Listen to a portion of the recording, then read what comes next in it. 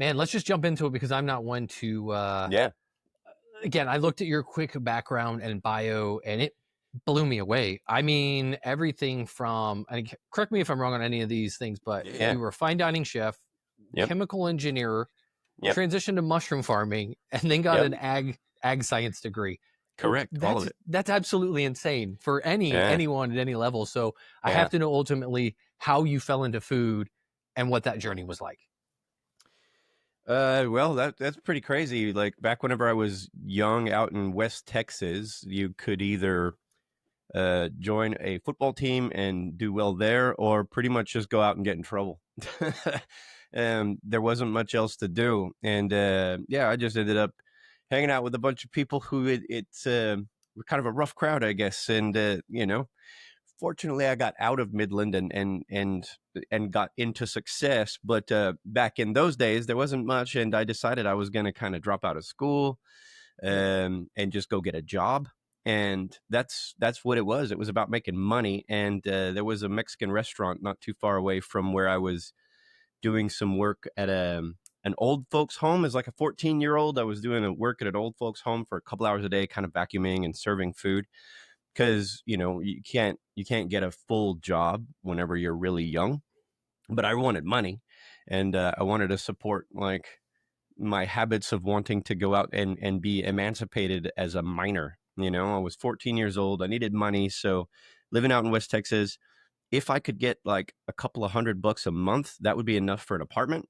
And that's what I worked on. So I went and worked at this old folks home. And then right across I guess the alley from that was a Mexican restaurant. And I had a couple of other friends who were like, hey, if we go work over there, I can get us in without having to be 16 years old. Like, I know Mm. somebody who will just hire us and be full time. So just so happens that guy went over to do it. And whenever they called him back for an interview, I was at the place, because this was before cell phones, right? This was back in Right. 1990 something, like right when cell phones were starting, 94, I guess. And I was at the place where they called the landline for him to be, and he just wasn't there. I picked up the phone and I'm like, hi, yeah, no, he's not here. They said, well, we need somebody to come work today. I'm like, I'm down. I want to come in. So I came in and they didn't check anything. I was, 14 years old, and started working in a Mexican kitchen. And I thrived. Like, it was great. Like, they gave me money for working hard. And I did that for 6 years, and sort of went up through the ranks, working batch cooking and working all the little sections in a restaurant, and found out that if you just like go into the work and you're like good at stress, like using stress to make you work hard, that a kitchen is the right place for you. So yeah, I got trained by people who were from all over the US, but also all over from Mexico. So it was a Mexican restaurant, and we had people coming to Midland, Texas, which is not like a map destination, Hmm. but the people who did live there, some of them liked fine dining and good food. And this just so happened to be like one of the upscale Mexican restaurants. And we had people coming in who had been through the Culinary Institute of America. And, we were that kind of attraction in a small town, nice food. So I got exposure to lots of different people and lots of different styles of cooking, even though it was all about Mexican food. And I just learned Mexican food in and out. Being from West Texas, I had always had the exposure to barbecue, always loved that style of cooking too. But then I took on the ability to know Mexican food, like in and out, through and through.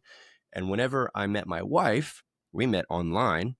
We met probably in 1995, 96 on a program called IRC, Internet Relay Chat. Yes, And I remember IRC.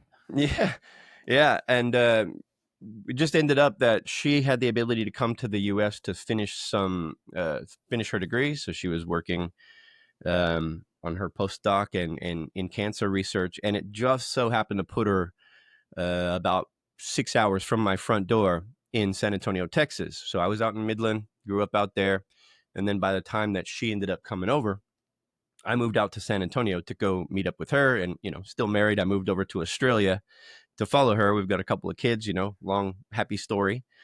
Um, but I moved out to San Antonio, and whenever I told my regional manager at the Mexican restaurant, I'm going to move out to San Antonio. Why don't, because we have a branch of this restaurant out there. I'll just Hmm. go there. That'll make that easy. And he's like, no, man, you need to go excel. And San Antonio is like a good culinary capital. I've got some inns at some nice restaurants. Like I'll send you some recommendations. And I just ended up following through that recommendation. Went to work at Biga on the Banks. It's a James Beard nominated place, one of the top 5 in Texas. It still exists to this day. It is like it's a culinary destination, and that was under Chef Bruce Auden. So whenever I moved out there, I knew that like getting rid of all of the youthful fun dodging your responsibility activities was kind of over, because I was meeting up with my soon to be wife, and gonna make a run at being a good full grown tax paying individual, good citizen, right? So went and got a job at that fine dining restaurant and decided I'm going to go back to school. I'm going to go get a degree in something, and let's just be real good at this. So I went back to school for chemical engineering at the University of Texas at San Antonio and San Antonio College. Got my associates in that. Over the next 6 years we were there together in San Antonio. I worked my way through that kitchen, stayed at that kitchen the whole time, up to banquet chefing. Got so much culinary exposure to so many different ingredients that I'd never seen, because this was called modern cuisine. So it wasn't like any one specific style. We had a rotating menu, so it was seasonal. We had chefs coming through who had backgrounds in Asian and all different styles of European cooking.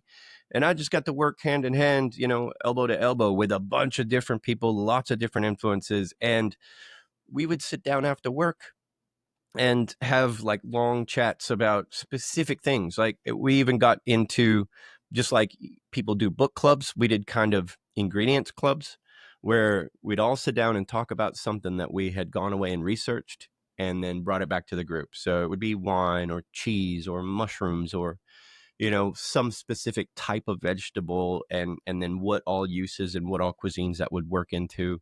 So like we were in a bubble, and that just accelerates your culinary desires, really. And it was a right environment for that. And long before I ever knew I was going to get involved with mushrooms, I went away on that little mushroom investigation, and I kind of fell in love with them as an ingredient long before I ever knew that they were so functional and that there was so much more to their evolutionary history. I just loved them as an ingredient. And when I would cook them as a vegetarian meal or as a side dish, this place that I was at, Biga, they would spend so much on having really interesting stuff coming through. So we'd have morels and chanterelles and porcini and like all these fresh mushrooms. And out in Texas, you just don't have a lot of people with the long history of use of fresh Hmm. mushrooms. So fortunately, the mushrooms themselves lend to amazing textures and flavors. But when you get involved with like working with them, you can work so many different textures and flavors out of individual mushrooms. So that's what I spent time sort of doing. And the fact that I was going to school for chemical engineering at that time, like I was really deep in sort of chemistry and the reactions that were going on in the functionality of the kitchen. Yeah, And that's what chef, I was gonna ask you real quick about that yeah, the chemical engineering piece, how that yeah, played into, you're in culinary school. I don't know many culinary students or people that are in yeah, the in the industry that'll go, you know what, I'm gonna go do some chemical engineering. But was it yeah, like the peak in the interest? I've been doing a lot more R&D lately. I'm not an R&D yeah, chef, but I like yeah, today was a blast working with a ground chicken and figuring out yeah, why it's reacting in the cook times, and we mm, figured out we need to put some dextrose in the product to get the sugar to create a Maillard reaction. Was it stuff yeah. like that that piqued your interest, that you were like, that's why I went? Or did you just pick chemical engineering to pick it, and then it just kind of went hand in hand with food and how food science is? Yeah, well, really good question. And it's the first time anyone's ever asked me the question. Normally, I do kind of lead anytime I do tours and talks with I come from West Texas, lots of barbecue and lots of oil out there. And what I was aware of, just like I didn't go into football and get into scholarships out of that, if I were going to stay in Midland, Texas, and stay in Texas, period, there's a lot of oil there. And a lot of people go out making tons of money, risking their lives, climbing up the oil rigs and, Mhm. busting their backs. But the guys who make more money are the chemical engineers who work out in the oil field and the landmen. It's like I was thinking about chemical engineering from the perspective of I want to make more money than the people who work Got hard. it. I want to work hard here, and that's the way I want to walk out of university making 100K. But I moved out to San Antonio and fell in love with food. So it's like, there's a whole bunch of chemical nature to food, but I didn't ever see myself going back to West Texas or getting back into the oil field. So that chemical engineering degree didn't seem too like it was going to serve me too well on the path that I was on. And the thing about it is my chef, not James, Bruce Auden, noticed that I had a really different approach to the way that I would develop food recipes for his rotating Mhm. menu. So he would always like ask the chefs to suggest a dish or suggest a compilation for the menu. And my R&D, because he gave everybody the opportunity to be R&D chefs as well as line cooks and as well as Mhm. banquet chefs and as well as all the other stuff. It's like, yeah, put together stuff that tastes good. Go and find good combinations and pairings and put those together and let's put them on the menu.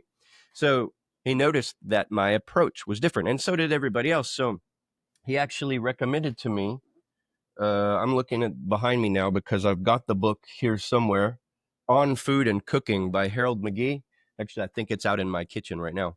But it's the science and lore of the kitchen, and he didn't come from a culinary background either or a science background, I don't think, but he ended up writing the science and lore of the food. And it just had a different sort of view of the science of the kitchen, and so did Mhm. I. um, it introduced people like Heston Blumenthal in the very introductory pieces of the book, and like Ilbeli. I got the reference point to very scientific sort of minded cooking, and that's pretty much where I got exposed to Heston. And later on in my career, the script got flipped, and I got to be his mushroom expert in Thailand, and we ended up meeting up, and that's how he's just attached to our brand. But yeah, I admired him. I took him as an inspiration from early days in my career over 20 years ago because my chef recognized that I had that sort of chemical science approach to the whole cooking aspect of everything. Very Yeah. cool. Very cool. So that's So pretty much how now I got in. Yeah. that's a very unique story, and I love hearing everyone's position and how they got into it, especially where they Yeah. landed. It's not always how you get Yeah. into it, because like you had that kind of traditional, got in early, just doing whatever, right, at a restaurant to Yeah. make money, Yeah. but then it really progressed into something bigger. But what's really cool about this industry is who you run into, right? I'm at NRA. I literally, it was the last day. I'd been working booths, Mm. and I'm walking down the plant section, just doing some filming, and you Yeah. guys were all huddled at the Fable table in the plant better for you section, and you guys had Uh-huh. an award, and I was like, oh, this looks fun. Let me record these guys, and I know some mushroom farmers here in Chicago, so like I've Yeah. gotten Cool. more into the mushroom scene, Mm. with everything from Lion's Mane, and they do oysters and they do tinctures and some really cool stuff. So I was like, man, I gotta see them. And then that's when literally just popped and said, let's do a quick interview, and met you. And I Yeah. was like, man, I have to talk to this guy more in detail. So maybe give just a quick, what is Fable? Who is Fable? I hadn't heard of you until I had shown Yeah. up, and then started to do some research and tried the product and Yeah. was really blown away. Yeah. Well, cool. Thanks for that. And yeah, I was only there for a couple of days and ended up meeting so many cool people like in the space of just a few hours. And it was just one after the other, and they were all kind of lots of repeat people coming back in Mm. just because like this is the last day I had to get this again, or come and share details or whatever. So there was so much excitement around those last couple of days, and normally I don't do any of those sort of expositions or anything like that. I'm the developer. I'm not a sales guy. I don't know what customers we have and all that kind of stuff. So it's just like I was there to bring the vibe, and I'm pretty sure you came in and we were all vibing like crazy. So it was Mm-hmm. wonderful. Yeah, Fable. We're out in Australia is where we got our start, but now we are over in the States. So we got a few salespeople over there. Our CEO moved over about a year ago. to New York, and we have a presence with lots of different distributors over there now, and we're both in. We started out in New York and LA, and now we're sort of got whole country distribution, and we're up in Canada too. But we got our start way back in 2019 over here in Australia when myself, another mushroom farmer, and a third co-founder, his name is Michael Fox, and the other mushroom farmer's name is Chris McLaughlin. We all set out on our own individual journeys to bring mushrooms to the center of plate as a traditional protein, like to mimic a traditional protein. It's really hard to speak about what it is because it's not your typical plant-based food, and plant-based has Right. had its own sort of ups and downs. And mushrooms, like I from the beginning, I was like, let's not call it plant-based. Let's not call it plant-based. Let's not do that. Let's be fungi. Let's be mushrooms. And it took us about 3 years to sort of get on the train with saying, okay, we're not plant-based. Some of our first packaging was all plant-based and Right. yada yada. But to me, it never was. It was like I took this weird long journey of whenever I left food in San Antonio, I went out to California with my wife. She got a job offer out there working in cancer research, and I still hadn't got a visa to move to Australia. So we were out in California for a couple of years, and I decided no more chemical engineering out there. I had my degree, but I didn't want to put it to use. And I didn't want to go into the restaurants anymore. What I wanted to do was utilize science adjacent, and I went onto Craigslist, and out there in California in the North Bay area, they uh, they were looking for a spawn supervisor in Sebastopol on a mushroom farm. That's all it said. They didn't want to bring in a whole bunch of, I guess, shroom people. So they were like looking for a spawn supervisor and had some like scientific buzzwords. And I was like, hey, that sounds cool. And I like mushrooms as an ingredient. So I went there and I ended up getting a job on a mushroom farm, living and working on the mushroom farm. And that's where it all sort of happened for me. I saw the functional nature, the chemical aspect. I was living in the North Bay area of San Francisco where it rains 9 months out of the year. So there's always mushrooms in nature. So not only did I live and work on a mushroom farm, I started like taking on the hobby of going mushroom hunting. There's lots of expertise in the community. So it's easy to become an expert of certain areas, and then starting looking at reference material and just learning evolutionary history, taxonomy. Like this was my jam. Everything about them was new, interesting, and not many people outside of being a mushroom person knew anything about it. So it's like you could be the most interesting person at the party by knowing like about Lentanula edotes, or it's like you bring in your a lot of people can do a lot of things. Some people can play guitars and that makes them interesting. Some people can talk to you about porcini till no end, and that's interesting too. So like it's like just another way to be interesting to yourself, and that makes you interesting to other people. I was like, this is totally, I love this. If nothing else, I wanted to get the name the spawn supervisor. Like while I was living in California, I wanted to be a spawn supervisor until we moved to Australia.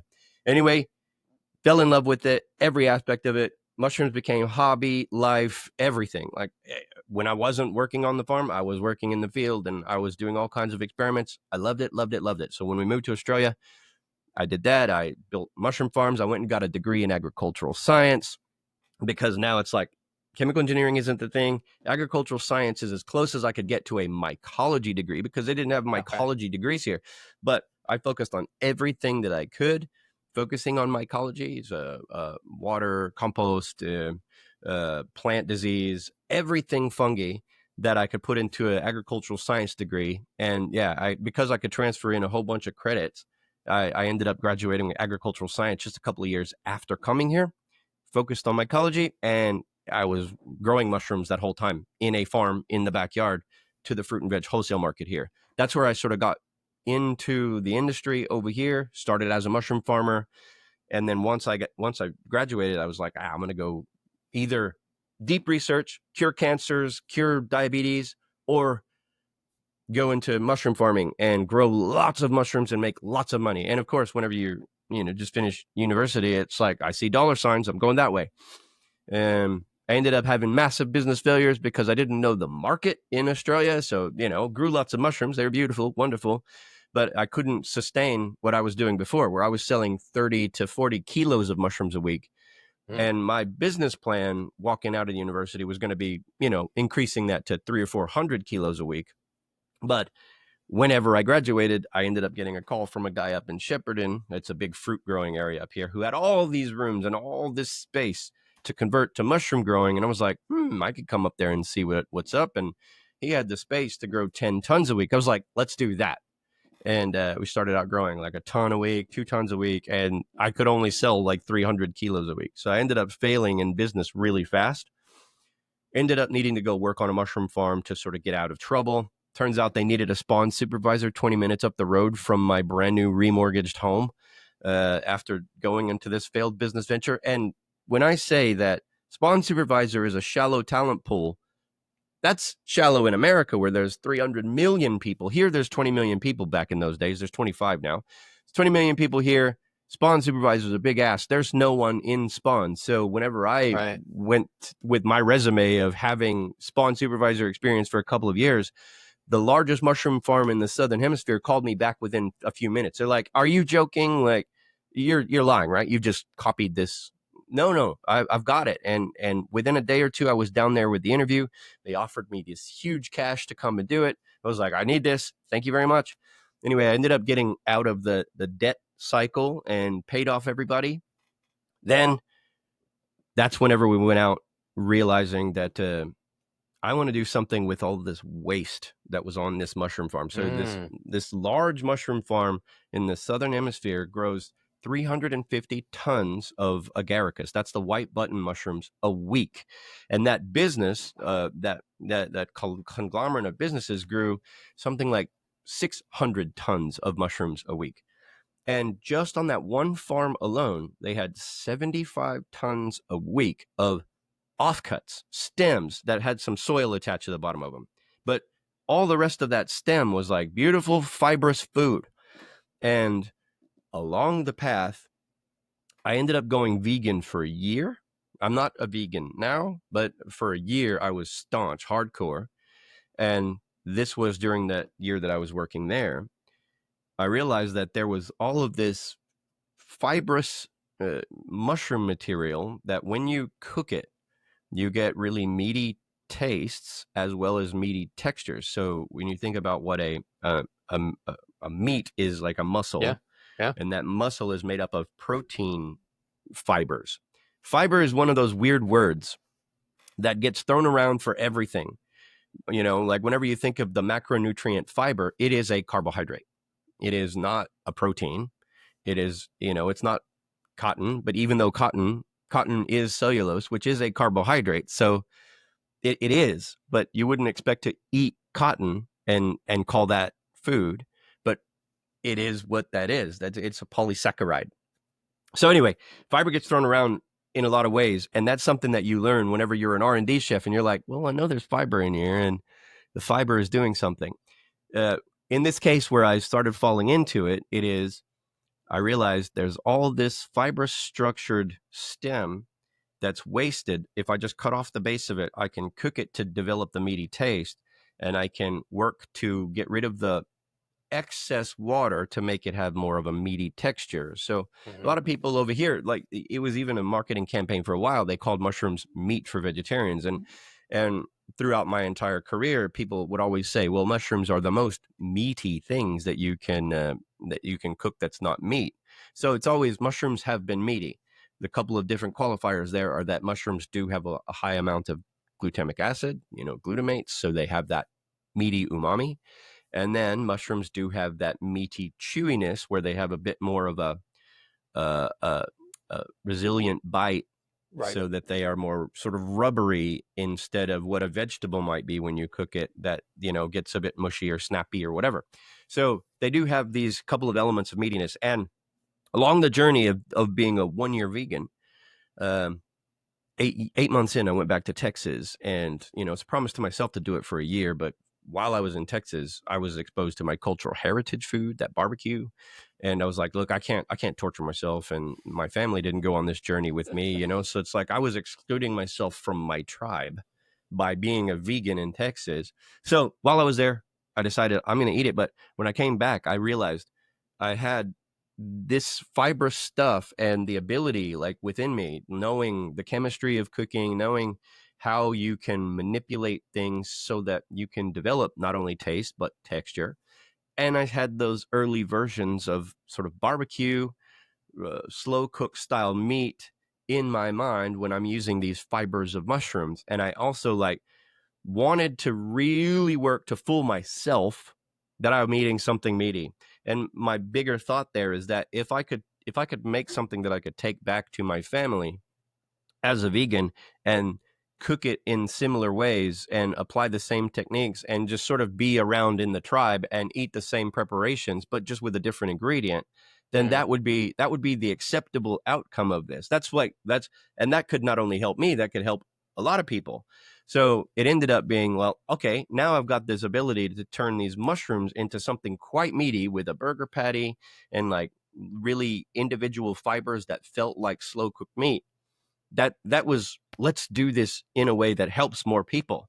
And as a vegan, my coming to veganism was about sustainability. There, everybody comes to it from a different standpoint, and there are kind of three Mhm. major ones. There's like animal ethics, where you've got the people who will go out and protest, because they don't want to hurt animals. And then you got the people who do it for health reasons. It's like, I don't want to eat the cholesterol and the fat and the carcinogens or whatever.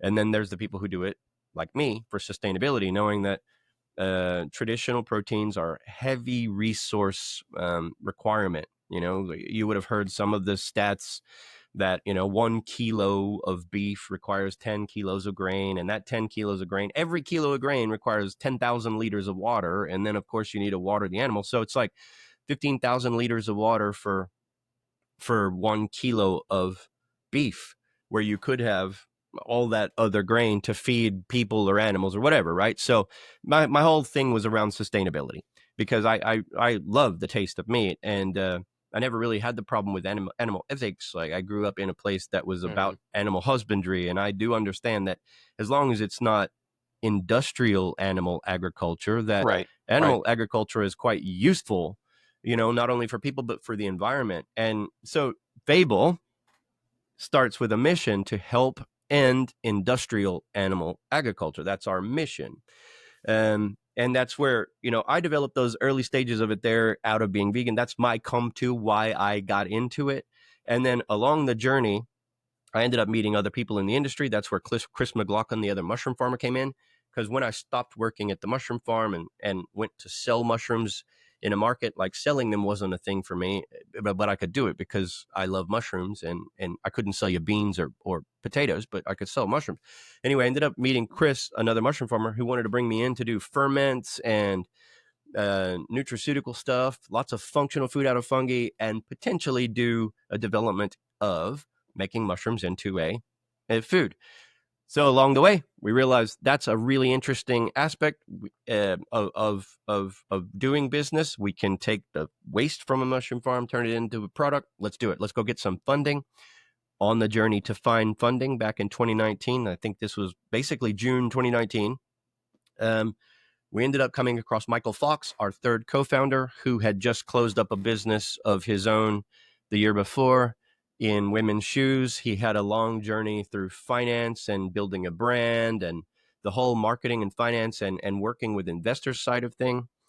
So he had his own vegetarian journey around ethics and health, to get into veganism and wanting to help end industrial animal agriculture and use mushrooms to do it. It just so happens that we visited the same sort of investment community, and they saw a potential of putting us together because Michael had finance, branding, marketing, um, previous CEO ship, and turning a company into something. Even though that company didn't work out, he did all the right things. It just, Mhm. for whatever reason, the women's shoes, that, whatever research they did, just didn't pan out. But he was a solid founder and a solid CEO, and they were ready to back him again. And he had already been on the journey out finding someone to commercialize a mushroom product. So we got together, and very quickly, by October, November, we had founded Fable. We had found a co-manufacturer to work with, put the recipes like into its late stages of development, and we're Wow. developing and producing by November, and customers by the end of November and early December. We had our first customers in Australia, and yeah, it's just like, let's go. Ended up that was COVID. Like COVID just Yeah. started right at the, so Yeah. we hadn't had our long term like everything in motion. We were just in motion to go in any direction, which made it really easy for us to pivot really early. And we got into retail really early, but that was because, well, lots of food service was shutting down. But then when food service opened back up, we realized food service was really the channel for us, because we wanted to make lots and lots and lots of product and not have to do so much work on the branding and marketing side yet, and which was a lot of resource requirement for a young business. We really put all of our effort into developing a really strong product. Lots of effort goes into the development, and we only make a couple of products every now and then. It's not, we don't have a broad range of, you can go look at a whole section of Fable. No, Fable's just a few different things, because what we ended up coming out with in the beginning, our flagship product, is that chunk that you got to try. Hmm. We prepared it as barbecue.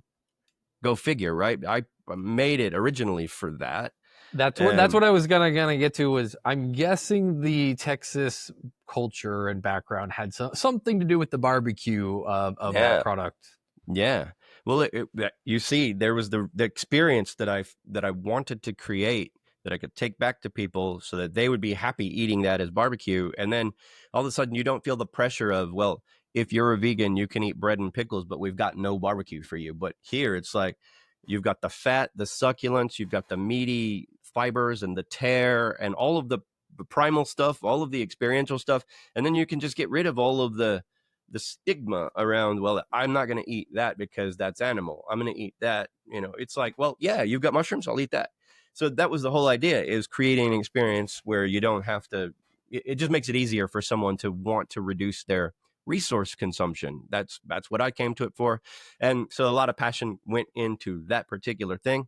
But what it is, that little chunk of mushroom fibers, is the mushroom fibers come from shiitake stems. You would have seen, whenever you came and did a little video, I showed you when I was shredding the stems, like, they're really robust fibers. Hmm. So when you cook them, those fibers, like the cells of them, sort of collapse and break down. They're elastic and they get more rubbery. And if you do nothing else with them, then you kind of have like a wet, fibrous sort of thing. And it's not that great of an experience. But if you then go the next few steps of what we developed, and that is sort of remove water, remove some of the mushroomy flavor, because shiitake is really strong flavor, Hmm. um, then you can sort of hold all those fibers together, cook them into that form, and now you've got this little chunk that's like a bit of slow cooked meat. And you've held it together with some protein and fat. That's the soy protein that's in there. And then there's Okay. coconut oil that essentially just becomes like the collagen matrix that surrounds meat fibers in a muscle. When you bite into it, that stuff kind of breaks apart under the mechanical pressure of your bite, and then you get to experience the fiber rubberiness, and then you break through those, and it's like you get to experience the mouthfeel of biting into a very slow cooked style of a traditional like protein, but it's mushrooms. And yes, it can be confronting to people who haven't had that in a long time, vegans who have stepped away from eating meat.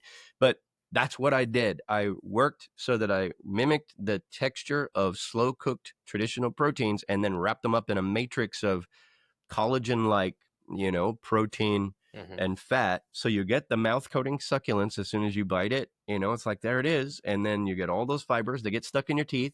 And then you're like, that was a lovely meaty experience, and the fact that it doesn't taste exactly like beef, or exactly like lamb, or exactly like Right. duck. Right. It's just like a generic umami meatiness that you're like, well, if you cook this like lamb, yeah, it works in like Greek lamb. And if you cook this like beef, yeah, it works as brisket or burnt ends. And if you cook it like pork, yeah, like that's a butt. And like that's amazing, and that's kind of what it is. And it's a very generic but strong, really robust umami flavor to it. So on its own, even if you do nothing with flavor and you just saute it and put a little salt, it's beautiful and meaty as well. So yeah, that's what Fable is. It's like us reimagining mushrooms into the a traditional protein and making it center of plate capable so that a chef can then take a chunk and say, well, I'll serve this as a stew or a curry as a whole chunk, or I'll slice it and I'll make it a stir fry or a Philly cheesesteak, or I'll just pound it and shred it open and then I'll expose those fibers to a high heat, and then I get like slow cook style anything like birria or any Mexican preparation that you can think of. Mm. We had a few there. But, it's like it lends itself to all the different capabilities of a chef to be creative. And that, I think, is where we've got this real good traction with food service, is that chefs don't like to be pigeonholed. And that's where plant-based is kind of lost out with chefs. It's like, well, all you can do with this is you hold it on a grill for 30 seconds on the other side, and that's it. Like, now you can do whatever you want with Right. it, but that's what you got to do. In the case of mushrooms, it's like the harder you cook them, the more you abuse them, you can figure out something new that you can do with them. And, you can grill them, you can steam them, you can smoke them. They absorb flavors. They get the Maillard instantly. You need to add nothing else.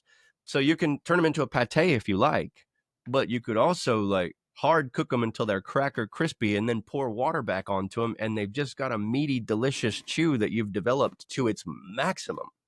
So that's what Fable is. That's my passion it come into. That's how I met the co-founders, and that's kind of where we got started. Yeah. Two questions that just hit me. Yeah. One, because I'm looking at a dry aging machine because I do a lot of dry aging. And I had Yeah. this conversation with you got to meet John James. He's the Fungitarian. He's up here in Oh, Chicago. I mean, cool. you've got to meet him. I will Yeah. connect you two because Sweet. Love it. you two would just have a heyday talking mushrooms Yep. because he is Love the all things connections. mushrooms. Yep. So I'll make that. But we talked the last time, and I was like, I wonder if you could dry age mushrooms, and I didn't know if you'd heard anything or seen Mm. anything. Like, Mm. you're evaporating moisture. I just don't know if the Yeah. contents of the product would lend or if it would Mm. even change flavor Yeah. by doing so. I don't know. Just Yeah. given your background, I figured I'd ask. Yeah. Well, so dry aging, definitely. So water is the coolest and worst thing for a cook. Like when you have too much free water, you get bacteria growing. Whenever you remove water enough, you can let something that would naturally spoil stay out and open to the Mm-hmm. temperatures of the spoilage range and get developments of proteins and carbohydrates and whatever else. So it's like, as a chef, you don't realize it, but your job is to move water around the most efficient way possible. So you would know that, as in if you take a wet steak out of the fridge, you want to pat it dry before you put it in contact with the hot surface. That way you'll get the crust formation, right? That's a very simple way of looking at it. But then as you're developing the temperature of the meat, say you want a medium rare fillet that's 6 inches thick. All right, now you got to think about how I'm going to move that water around efficiently so I'm not scorching the outside, because once that water is removed, I'm still working on moving water out and Mm-hmm. pushing heat in. Like, moving water around is the whole culinary industry. You're just moving water around. And when you think about ferments and you think about curing and you think about cooking, it's just moving water around. So what you move water in and out of makes the interesting thing occur. In the case of dry aging, you're allowing moisture to be removed enough, but still available enough Right. for chemistry to happen. Because if you remove water, no chemistry happens. If you take away the water, you're dry, you're preserved. Yeah. And that's a lot of why salt works, because salt then enables the moisture from doing much whenever it's at a very small amount. Um, but salt can keep things preserved in a lot of water so long as there's a lot of salt, right? But thinking of dry aging is you need to leave enough moisture in for chemistry to happen, but allow enough moisture to leave so that spoilage doesn't happen. And Right. cheese is controlled spoilage, fermentation is controlled spoilage, Right. dry aging is controlled spoilage. All of it is controlled spoilage. And if you can remove the bacterial element or use the right bacteria, then the spoilage is what you're looking for. In the case of not of no spoilage at all, you want to make sure that you've got low enough water activity or moisture activity and high enough to keep the chemistry happening. Now, the chemistry that's happening with meat is based on protein, fat, and to some degree, whatever sugars are around, right? Now, mushrooms have very little fat, but they do have some small amount of protein. Uh, Within that, there is plenty of the glutamic acid, the amino acids that end up making the Maillard and umami happen. So, yes, if you dry a mushroom, you will see the browning occur. The problem with mushrooms over meat is that they are a fiber matrix. Now we're back to the fiber thing, where Hmm. proteins are fibrous as far as what their structure is, but that's it. They're not composed of the Right. polysaccharide fiber. Mushrooms are, and if you can just logically think of what fiber does with water, it holds it, and it's really hard to get rid of it. Like you would put what is it, psyllium husk, that's all fiber. If you put psyllium husk in water, you see gelatin form. It's like gelatin. It's not gelatin, it's just fibers that are holding on to water. Right. And if you Right. squeeze that, you'll never be able to pull that water out. And if you let it up to the environment, sure, if you're like blowing wind or air movement over it, you can get rid of the water. The hard part of mushrooms is finding where you can have enough chemistry or enough moisture in there to cause chemistry without moving air over it to allow it to remove. So you wouldn't do the same sort of dry aging that you do Okay. with meat. You would get them down to a certain moisture content and then allow them to stay there. As they stay there, they will take moisture from the environment, so that it would have to be like an intermittent dry Mm. aging, right? Okay. Because Yeah. they will reabsorb moisture from the air, whereas protein won't do that. Right. Like the meats won't do that. So you can just kind of continuously let them have smooth air passing over them. With mushrooms, you'd want to bring them quickly down to a certain moisture content, then allow them to stay there for a short period of time, probably up to 24 hours, and then run a little bit of air over them to take away what just got in. Because water gets in, spoilage gets in. And mushrooms are fibers, they're going to pull moisture out of the air. So Mhm. that's like, I haven't done it, but that's a scientific, theoretic approach to Yeah. No. No. doing that.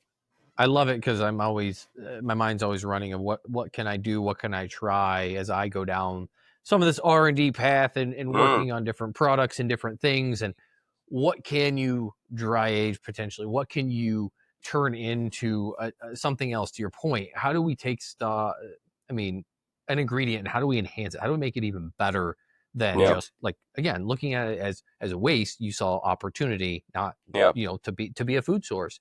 yeah. The other question that I was thinking is, before you landed on shiitake, Mm, were you trying other mushrooms? Did you go through a phase of, all right, let's try the buttons, like you said, the one farm had yeah, X amount of mm, tons of leftover, and yeah. then went to this, or was it pretty just from your background being a spawn supervisor and being in that environment, like, nah, I know that this is going to have the fiber, structure content Mm, that we need yeah, to produce the product that we want. yeah. Well, yeah, it's a whole bunch of things. It's a concerted mechanistic effort. And the original developments that I made were all with the agaricus button mushroom stem, which do have a lot of fiber.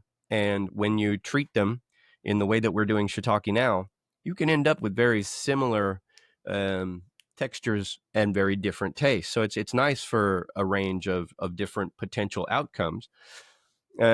The two most widely grown mushrooms in the world are agaricus, white buttons, and shiitake.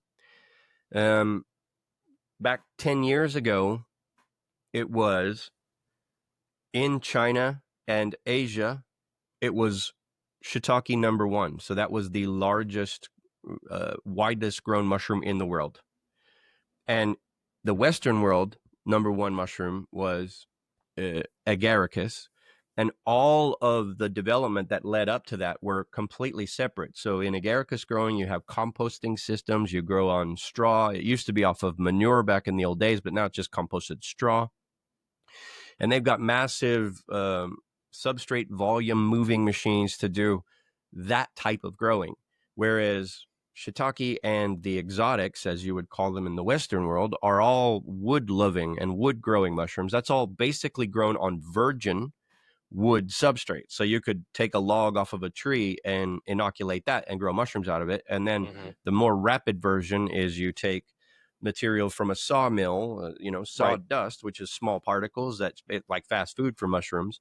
Put that in a log and sterilize it behind plastic. And then you can, in a very sterile environment, inoculate that because you've killed off all Right. Right. the the competitors essentially, so molds and bacteria are not in there. So whenever you put in the mushroom you want to grow, you got to do that in a really clean hospital like environment. So they're essentially performing little surgeries on all these little things, putting in the Right. inoculum. And so that's 10 years ago. What happened is China actually started with the agaricus mushroom, and they started growing a heap of agaricus mushroom. Now agaricus mushroom is the number one widest grown mushroom in the world. They're growing from these old systems, and as they took them in, the exact same reason that we have 75 tons of mushroom waste here in this one town in Australia is why we would have hundreds of tons of that type of mushroom waste in China and in the Western world. And those systems never uh, developed the ability within the system to extricate the soil. And the soil getting off of the Mhm. mushroom is very difficult, especially after you've harvested it and threw it into a pile of soil. The soil is everywhere. And the soil tastes like petroleum, it tastes like oil. And if you like wash it, it just absorbs into the fibers.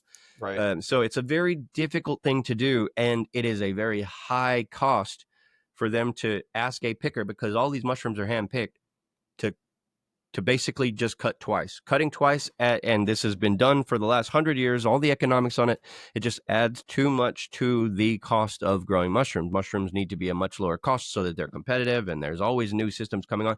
So people cutting off that second bit of soil is it is a very impossible task to ask old mushroom farmers to do that. But with shiitake, it already existed. So that's the second most largest volume of mushrooms grown in the world. They have a very fibrous stem, and the nature of what people want to eat of that mushroom already asks them to remove the stem. So for any market acceptance, especially in the West of shiitake, and that's what Asia does. Is they grow mushrooms for their own population, but they export half or more. Um, they want the stem removed because they don't want to pay for the stem to then get it exported over to America or Europe. They want that stem removed in Asia.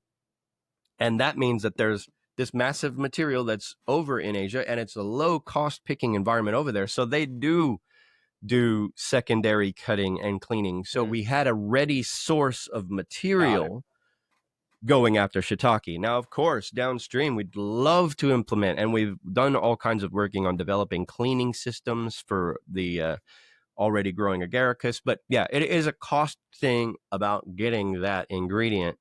But we know that the ingredient works quite well as long as we can get that cost. So that's just one arm of development and working with very old culture, old world thinkers when you're working Yeah. with farmers. So the average age of a farmer pretty much anywhere in the world is 60 plus.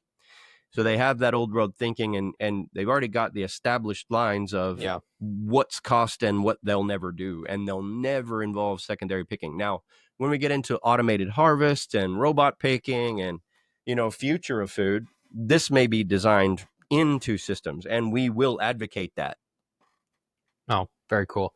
So now you're in the US. So you launched everything in Australia, you brought to the US. What Mm, are some of the biggest challenges, product development, market challenges that you're seeing? Like you said, mm, East, it's always been a very sought out after food. West, not as much, except for like a button mushroom. People look at yep, a mushroom, they go, "What in the hell do I do with this?" They don't even know what to yep, do.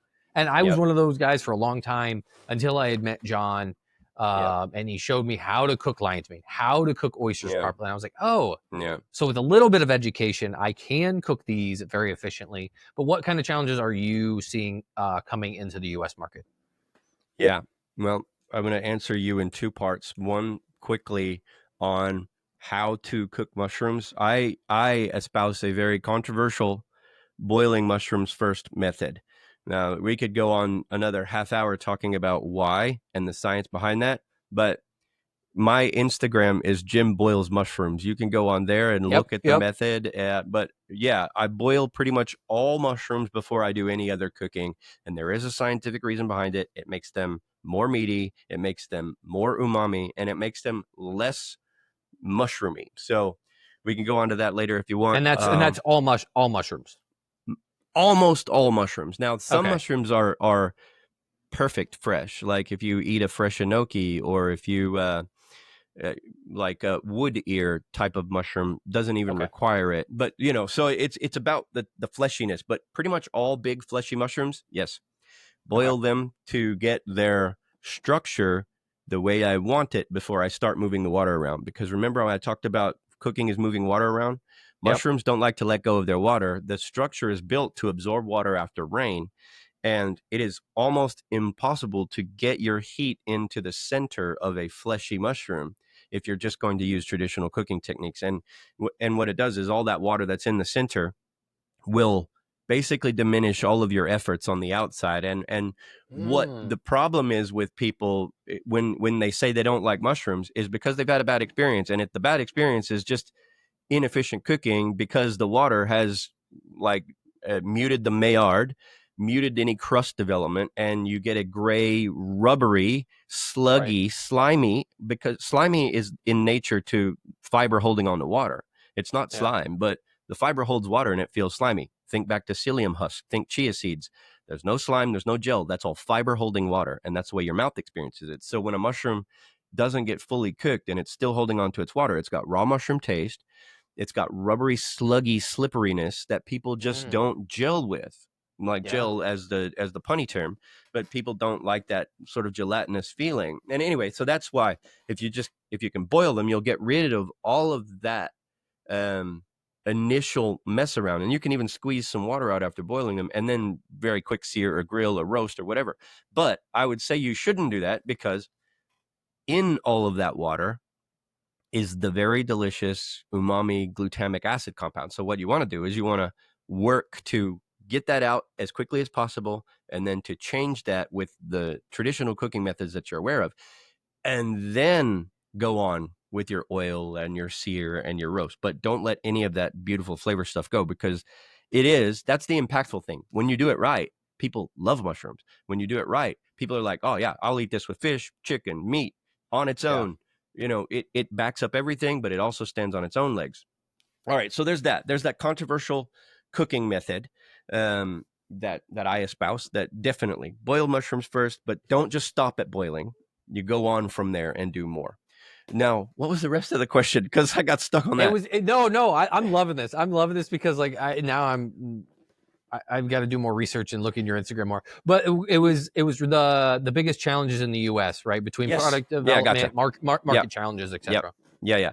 All right. So what you find whenever you go global with a company is that every different market has its own different requirements. Labeling is one. It's like what you can say on a label, what is required. Mm-hmm. So you can't just make a whole pile of things, put them in a bag, and then sell to America, to China, to US, to Malaysia, to Australia. No, you have to make the food specifically for the market. That's one thing. So whenever you're a company and owning and storing a backlog of ingredients so that you have them ready to go all the time, you got to think, well, what market am I preparing the most for? What market is going to allow me to say what, and what are the claims that you can make, or the things that you have to say, like, made in a facility with nuts or Right. whatever, and Right. what sort of Yeah. testing you got to do to make all those claims.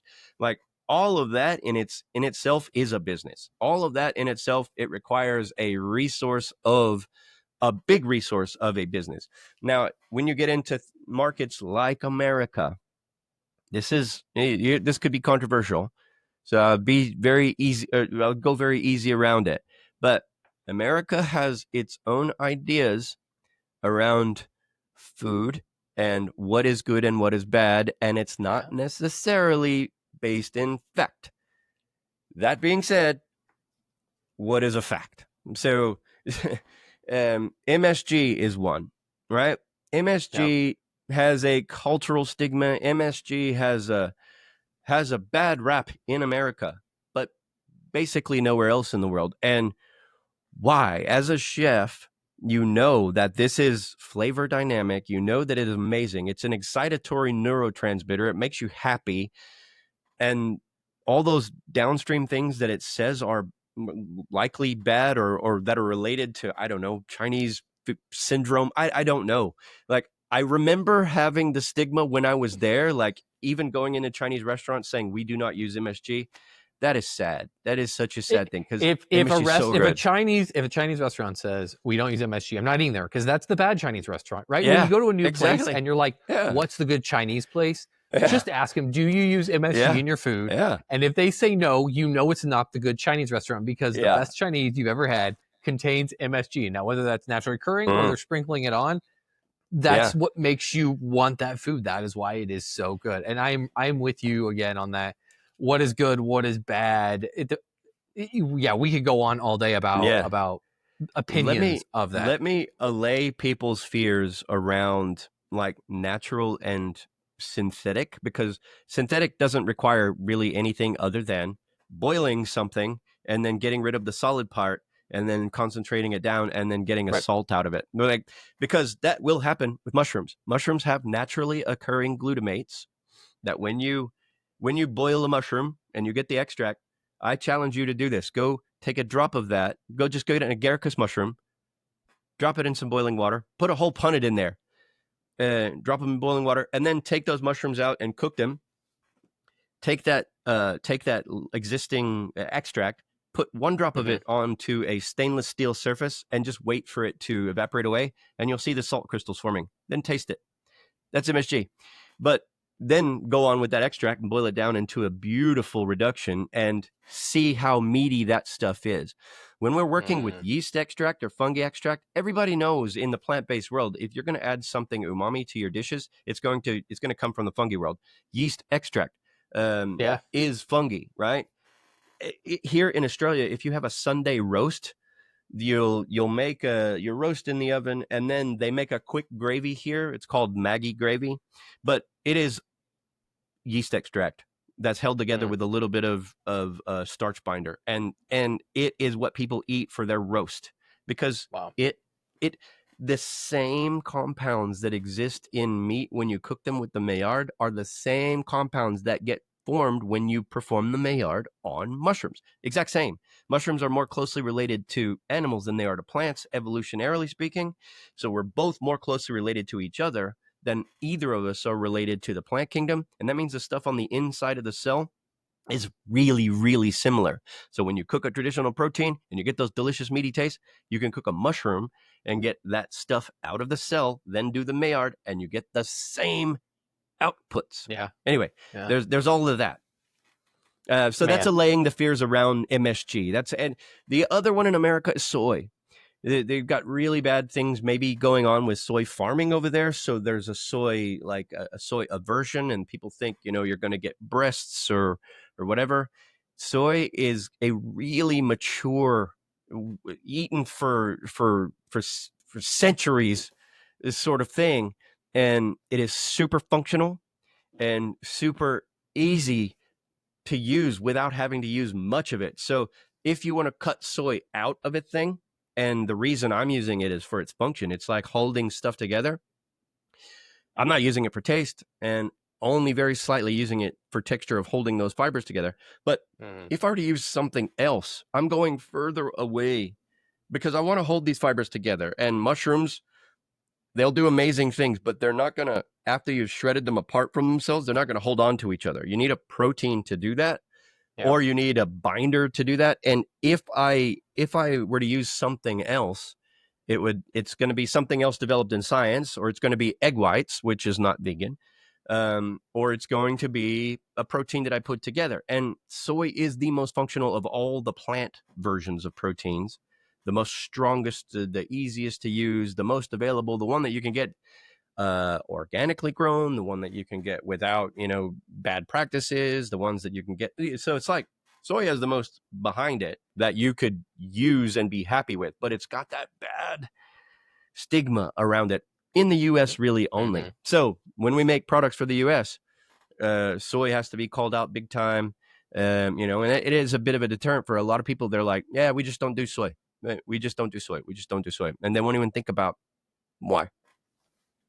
Well, man, I know we're coming up on time. I could probably talk to you for another 2 hours about the science of Yeah. this and what you're doing. Maybe sometime when you get to the US, maybe you can come over to the studio. We can do some cooking and talking some Yeah. more. Again, I don't know how Cool. often you get over, but we could really throw down up here in Chicago, Yeah. doing some really cool stuff, showing what can be done with the product and more of a life Cool. example. I love doing that. So if you're ever up for that, let me know. I Yeah. would love to have you come in Yeah. and we could do a full on, especially with your background of. It's Yeah. one thing to talk to like R&D. It's another to talk to R&D that has real world cooking Mm. background, that Yeah. understands what's happening, not just the science part of it. They understand Yeah. the mouthfeel, the umami, why Mm. we want to use certain products. You understand that. So when you do Yeah. R&D, it just kind of meshes together. Yeah. But your story is just out of this world. I am so glad that I was able to, chat with you today, go through that, show people, and hopefully more will start to say, what is it? You know, how do I get Mm. my hands on it? And we can just get more awareness because again, I work with John and his team and bringing just Fungitarian. His goal is to have it's like 1 million or 100 million Fungitarians or something. It's crazy. Nice. I love his Yes. mission. Let's But do that. if people want to find you, where do they go to check out what you're doing, what Fable's got going on, etc.? Yeah.